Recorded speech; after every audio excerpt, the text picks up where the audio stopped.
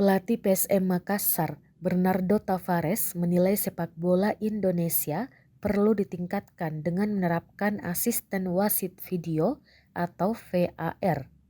Hal itu disampaikan usai timnya kalah dari Persija Jakarta pada pekan ke-20 Liga 1 2022-2023. PSM Makassar takluk 2-4 dari Persija di Stadion Patriot Candrabaga, Bekasi, Jawa Barat pada Rabu 25 Januari 2023. Gol Persija dicetak diantaranya Abdullah Yusuf Helal dan Aji Kusuma. Sementara gol PSM Makassar dicetak Everton Naskimento dan Rashid Bakri. Tavares menduga 3 dari 4 gol Macan Kemayoran perlu ditinjau kembali melalui VAR.